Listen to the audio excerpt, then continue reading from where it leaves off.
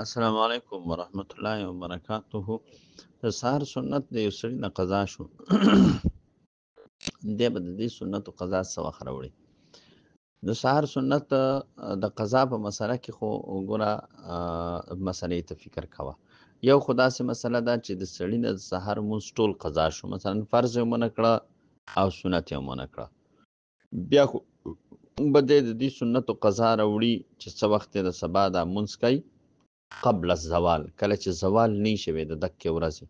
مثلا د نن ورځ لمونځ ترې قضا شو او لا زوال نه دی شوی، د زوال نه مخکې دی د قضا لمونځ کوي، نو سنت په اول کوي او فرض په بیا کوي. دا یو صورت دی. دویم صورت دا دی که یو سړی د سهار لمونځ د اشراق لمونځ نه بعد کوي، مثلا قضا شوی دی او د اشراق د لمونځ نه بعد یې کوي، نو دی به سنت هم کوي او دی به فرض هم کوي.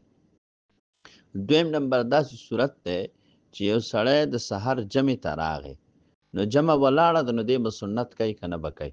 نو ګوره مفتابهي قول زموږ د مسلک دا دی چې دی به سنت کوي که چېرته د ده یقین دا و چې زه سنت سلام ګرځوم، نو امام به بیا هم لا جمع ته ولاړي او زه به په آخري قاعده کې په دې جمع کې د امام سره شریک شم، نو دی د سنت وکړي د صف نه رستو د مسجد په بهر برنډه کې یا بهر ځای کې دی سنت وکړي.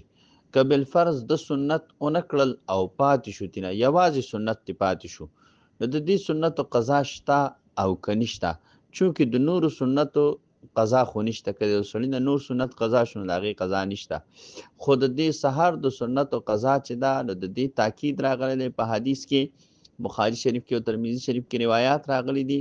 د هغه روایاتو د وجې نه زموږ فقها وایي چې که چېرته د یو سړي نه سنت پاتې شو او فرض یې وکړه، نو دی به د سنتو قضا د اشراق نه بعد او د زوال نه مخکې راګرځئ.